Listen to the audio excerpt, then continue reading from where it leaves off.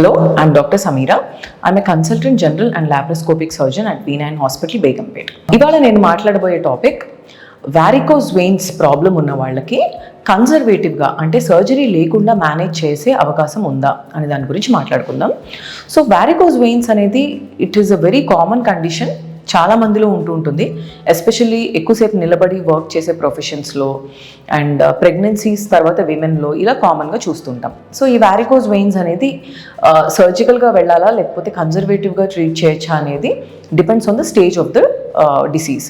So early స్టేజెస్లో ఉన్నప్పుడు సన్నటి వెయిన్స్ కనుక ఎన్లార్జ్ అయి ఉంటే దాన్ని టిలెంజెక్టేసియాస్ ఆర్ రెటిక్యులర్ వెయిన్స్ అని అంటుంటాము. ఎస్పెషల్లీ యాంకిల్ చుట్టూ మడమల చుట్టూ ఉండే ఏరియాలో ఇవి కామన్గా చూస్తుంటాము. అలా కానీ లేకపోతే ఒక సింగిల్ వారికోస్ వెయిన్ ఏదైనా ఒకటే దగ్గర కానీ బ్లో అవుట్ ఉంటే వీటిని యూజువల్గా మనం సర్జరీ లేకుండా మేనేజ్ చేస్తుంటాము. అట్లాగే సిమ్టమ్స్ పెద్దగా లేకపోయినప్పుడు అంటే అప్పుడప్పుడే మొదలవుతున్నప్పుడు అండ్ ప్రెగ్నెన్సీస్ డెలివరీస్ అయిన తర్వాత అప్పుడు స్లోగా కొన్ని దగ్గర ఒక టఫ్ వెయిన్స్ లాగా కనిపించినప్పుడు ఇలాంటి కండిషన్స్లో కూడా మనం కన్జర్వేటివ్గా మేనేజ్ చేస్తుంటాం. సో సర్జికల్గా ఎప్పుడు ప్రొసీడ్ అవ్వాలి అని అంటే ఎప్పుడైతే మల్టిపుల్ పర్ఫరేటర్స్ ఇన్వాల్వ్ అవుతాయో అంటే మల్టిపుల్ వెయిన్స్ డైలేట్ అయిపోయినప్పుడు ఆర్ సెఫెనోఫెమోరల్ జంక్షన్ ఎస్ఎఫ్జే అంటాం. సో ఈ జంక్షన్ దగ్గర కనుక అబ్నార్మాలిటీ ఏమన్నా రీఫ్లక్స్ అబ్నార్మాలిటీ ఉన్నప్పుడు తప్పకుండా సర్జికల్గా వెళ్ళాల్సి వస్తుంది. అండ్ అలాగే సిమ్టమాటిక్గా ఉన్న కేసెస్లో అంటే కాళ్ళు వాపులు ఉండడము, సాయంత్రం అయ్యేసరికి కాళ్ళు చాలా పెయిన్ఫుల్గా ఉండడము, అప్పుడప్పుడు క్రాంప్స్ రావడము అండ్ కొంతమంది పేషెంట్స్లో అల్సర్స్ డెవలప్ అయ్యి అవి హీల్ అవ్వకపోవడము, ఇలాంటి కాంప్లికేటెడ్ కేసెస్లో కూడా తప్పకుండా సర్జరీ అడ్వైస్ చేస్తాం. సో ఇలా కాకుండా అప్పుడప్పుడే స్టార్ట్ అవుతున్న వాళ్ళకి కన్జర్వేటివ్గా ట్రీట్ చేసే అవకాశం ఉంటుంది. బట్ హ్యావింగ్ సెడ్ దట్ ఒక్కసారి వెయిన్ డైలేట్ అయిపోయిన తర్వాత అది పూర్తిగా నార్మల్సీకి మందులతో రావడం అనేది it is not possible. But అది ఇంకా పెరిగిపోకుండా అండ్ కాంప్లికేషన్స్లో ల్యాండ్ అప్ అవ్వకుండా మనం కన్జర్వేటివ్గా ట్రీట్ చేయొచ్చు. సో ఈ కన్జర్వేటివ్ మెథడ్లో ఎక్కువగా పేషెంట్ వైపు నుంచి చేసే మోడిఫికేషన్స్ ఎక్కువగా ఉంటాయి.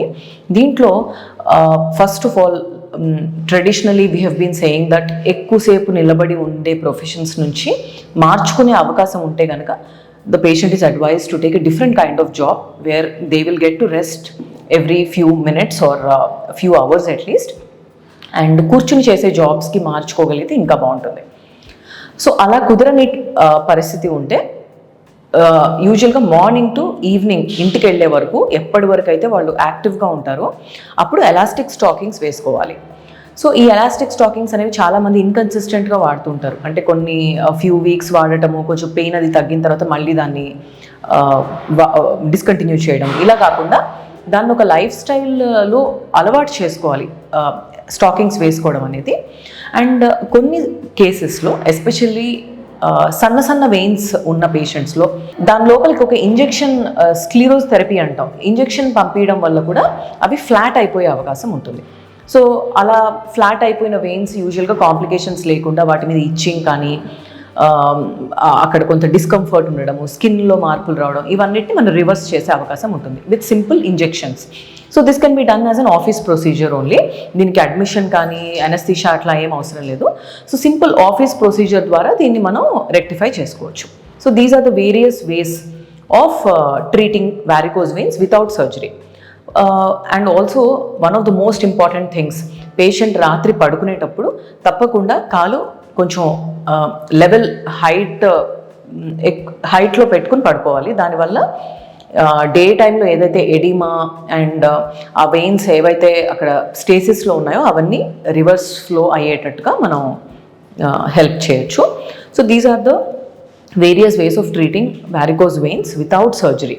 సో ఏ కేస్కి ఇలా కన్జర్వేటివ్గా ట్రీట్ చేయొచ్చు, ఏ కేస్కి సర్జరీ ఆఫర్ చేయాలి అనేది will get to know investigations చేసినప్పుడు అండ్ పేషెంట్ సిమ్టమ్స్ ఏంటని తెలుసుకున్నప్పుడు will get to know that.